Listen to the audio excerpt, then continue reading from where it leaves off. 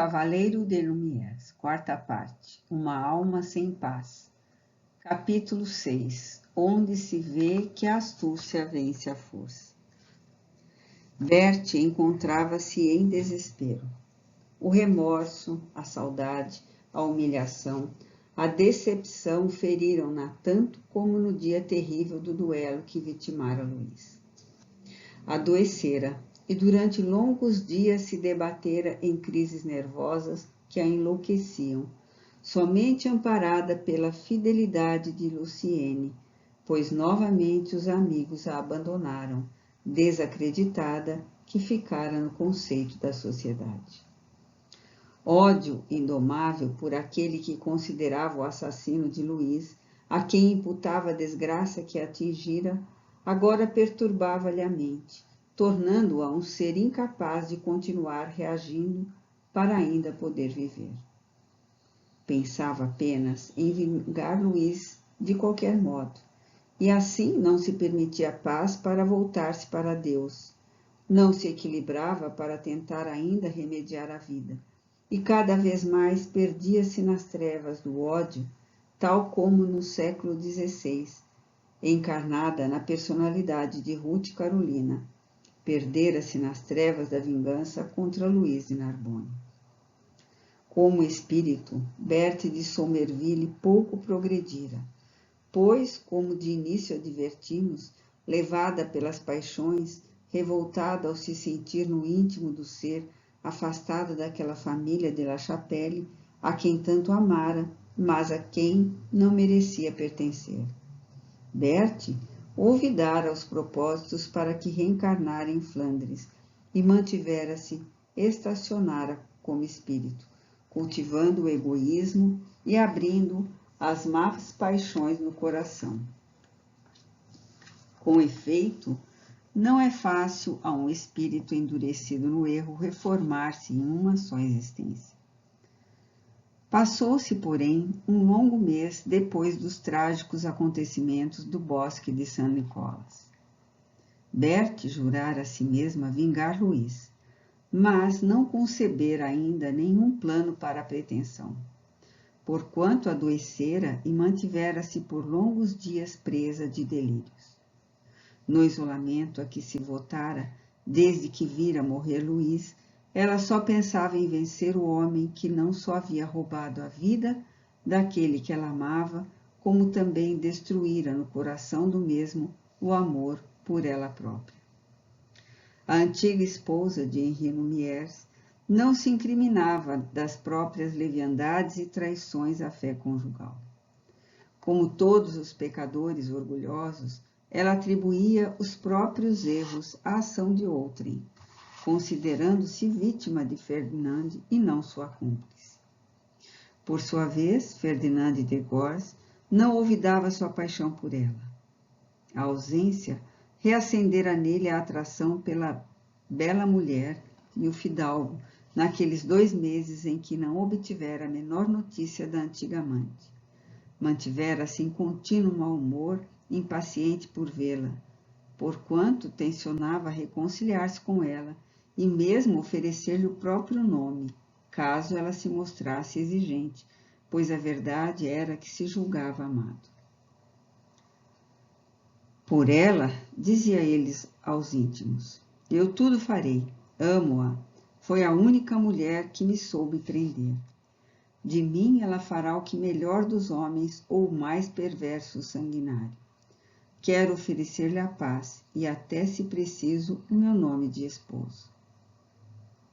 Escreveu-lhe frequentes vezes durante o lapso de tempo em que Berthe se mantinha sob rigoroso luto, mas não obtivera respostas às apaixonadas missivas a que os madrigais não mais acompanhavam, pois em seu palácio emudecera para sempre a voz do menestrel que cantava os belos versos de amor. Um dia, no entanto, o portador que levava as cartas para a baronesa voltara com uma outra em fino papel de linho perfumado. Ferdinand quebra o lacre que fechava a missiva e, aturdido, lê as seguintes frases traçadas pela caligrafia alta e enérgica da sua cúmplice. Senhor Conde, mais uma vez fostes o mais feliz e venceste. Um destino singular impede-nos um para o outro. Amo-vos sempre. Espero-vos amanhã em minha casa. Ferdinand, porém, temeu o escândalo de visitar a residência do homem a quem assassinara e respondeu imediatamente: Não é prudente que eu vos visite. Vinde vós à minha residência bem disfarçada e oculta. Prepararei tudo. Todavia, Berta insistira, estabelecera condições e Ferdinand aceitou. Berta preparara em segredo sua partida de Bruges e até de Flandres, apenas auxiliada por Luciene e pelo marido desta, que deixava a vida militar a pretexto de servir Luís de França, Luís XIV, no seu entender, o maior e o melhor rei do mundo. A intenção de Berta era vingar-se de Ferdinand e sair para a França de qualquer forma, no mesmo dia ou na mesma noite dos acontecimentos que premeditava. Como a sua casa continuava fechada desde a morte de Luís, pensava ela, ninguém desconfiaria de sua partida. Despedira os criados, não cuidara de bagagens, não se despedira de ninguém e para os amigos continuaria residindo em Bruges, apesar da miséria que batia suas portas. Fizera, porém, que Luciene partisse para a França uns dias antes. Em Paris, Luciene deveria providenciar uma pequena casa onde os três pudessem viver os primeiros tempos. Para isso, a serva levara consigo quantia suficiente, ignorando, porém, os projetos de vingança de sua senhora. No dia marcado para o encontro com Ferdinand, tudo estava preparado. 2 cavalos selados esperavam na cavalariça e os disfarces para ela e Hans à espera para serem usados. Ferdinand ceara cedo, com alguns cortesãos indispensáveis, e mostrava-se nervoso. Queixara-se de dores de cabeça e mal tocara nos alimentos, aspirando de vez em quando o frasco de sais que seus pajens apresentavam.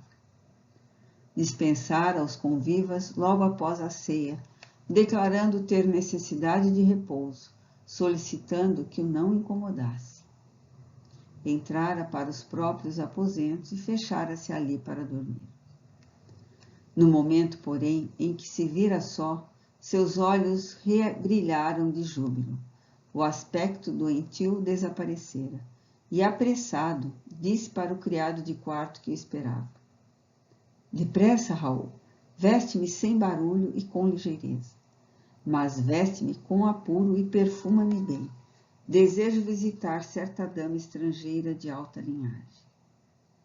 O criado obedeceu e, solícito, ataviou o amo tão bem quanto possível. Ferdinand gratificou com algumas moedas de ouro e, satisfeito, considerando-se belo, exclamou: Está bem, sinto-me feliz hoje e desejo que os que me cercam também o sejam. Dispenso-te durante 24 horas. Vai passear, diverte-te. E não digas a ninguém que saí esta noite. Ninguém deverá saber que visitei uma dama hoje. Serei discreto como sempre, meu senhor. O conde temia ser criticado pelos próprios amigos por continuar entretendo relações com Berta, quando acabava de lhe matar o marido, e por isso, ao visitá-la pela primeira vez depois do dia fatal, cercava-se de cautela, não dizendo a ninguém onde pretendia passar a noite, saindo ocultamente do palácio e dispensando a companhia de seus guardas, sem prever que, assim, servia aos interesses da própria dama a quem visitava. No pequeno palácio de Steinsburg, naquele recinto outrora risonho de festas, a escuridão agora era quase completa. Berta e Hans eram seus únicos habitantes. Ferdinand saíra de sua casa a pé, disfarçado com uma capa burguesa a fim de não despertar a atenção de algum notívago que porventura o encontrasse sozinho. Feliz. Saiu por uma porta secreta e se encaminhou apressado para onde o esperava a mulher que fazia jorrar o sangue de quantos corações a tinham amado. Pequena máscara de veludo negro cobria-lhe parte do rosto, precaução que sempre tomava para suas aventuras noturnas, mas que com a escuridão daquela noite tornava-se desnecessária.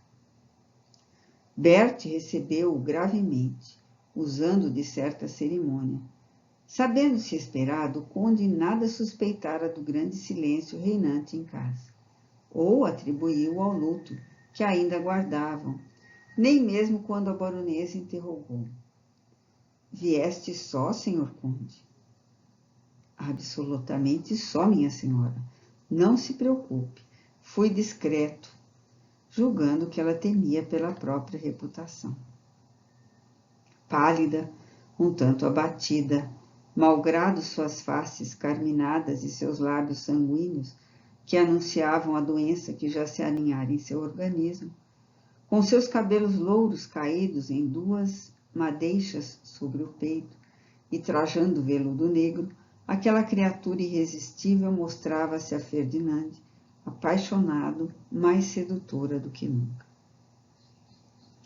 Comovido e não obstante, sentindo-se embaraçado diante da viúva de Luís, ele inclinou-se para ela e murmurou: "Senhora, eis-me novamente a vossos pés. Rogo que me perdoeis e esqueçais possíveis ressentimentos. Bem vistes que foi um combate leal. Pertenço-vos.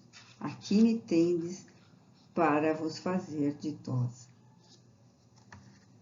Não guardo ressentimento contra vós, senhor conde, e a prova é que vos recebo em minha casa. Nunca me esquecerei dos favores que sempre nos prestastes.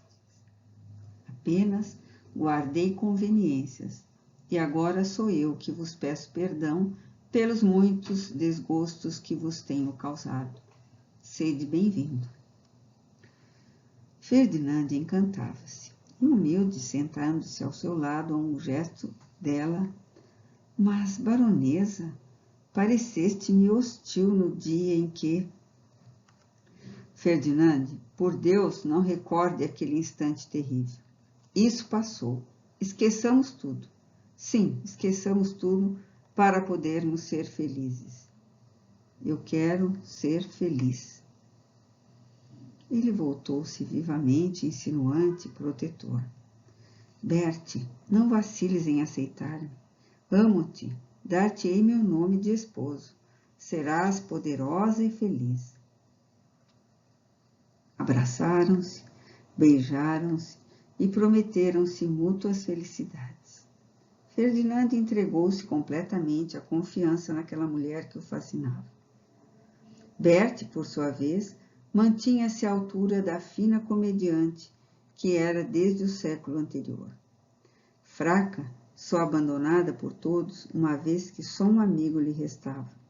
Aquele homem que ali estava pronto a servi-la, mas a quem ela odiava com todas as forças. Não podendo empregar contra ele a força, valia-se da dissimulação e da astúcia para realizar a vingança que lhe devorava o coração. No entanto, por muito mal que Ferdinand fosse, amava Berthe sinceramente, e esta lhe devia favores. Aquele homem protegera Luís, elevara-o, tirara-o da mediocridade de fidalgo arruinado para torná-lo, e a ela, conceituados por uma sociedade nobre. Esse homem, talvez, não fosse o traidor que foi, se ela própria, primeiro do que ele, não quisesse ser traidora e infame. A ceia, no entanto, foi servida por Hans, numa sala que pequenos candelabros iluminavam discretamente. Ferdinand notou: "Gostais da semi-obscuridade, senhora?" "Certamente, querido senhor. A penumbra é propícia ao sonho e ao devaneio. À mesa eu nunca devaneio, querida baronesa. Contento-me com a realidade dos pratos e dos vinhos. A luz da lua, assim como um firmamento bordado de estrelas, sob o rumor das árvores vitílias e ao perfume dos aloendros, sinto-me romântico. É porque no vosso castelo há parques e aloendros perfumosos, meu caro conde. No meu pobre palácio, porém, não os há, e temos de sonhar à mesa ou no leito. Mas nada bebeis, conde Ferdinand. Provai desse vinho antigo das adegas de Steinsburg, por favor. Olhai, conde, como brilha e espuma. Ferdinand sorveu de um trago aquele vinho que Berthe servia, confiante e encantado com a gentileza da anfitriã, sem suspeitar que sorvia a morte. Sorveu nova taça, e outra, e outra. Aquele vinho não produzia a morte com facilidade. Berthe não quisera precipitar demasiadamente o crime. Ainda assim, ela arriscava a própria vida, mas a energia da estranha mulher não temia consequências. Que eu morra depois, pensava, mas que o causador da minha desgraça morra primeiro do que eu. Pobre, doente, sem amigos, de que me valerá agora a vida? Ele próprio me faltando, a vida ser-me-á um suplício de miséria. No entanto, Ferdinand sentia que anormalidades lhe agitavam o organismo. Calafrios lhe resfriavam lentamente o corpo. A garganta se lhe apertava, abrasada em fogos que o torturavam, ao passo que a cabeça pesada e dolorida dir-se-ia querer arrebentar de um momento para o outro. Sinto-me mal, baronesa, minha vista escurece. Acendei mais velas, por favor. Vosso vinho dir-se-ia deteriorado. Ela riu-se com a gargalhada de louca. E se eu tivesse envenenado o vinho, senhor conde? Oh, não fareis tal coisa, senhora. Por favor, eu... Com efeito, Ferdinand estava envenenado e ela divertia-se com seus sofrimentos. A pecadora falava, sem cessar, às vezes tiritando de febre nervosa, arrependida do que fazia, horrorizada com o que presenciava.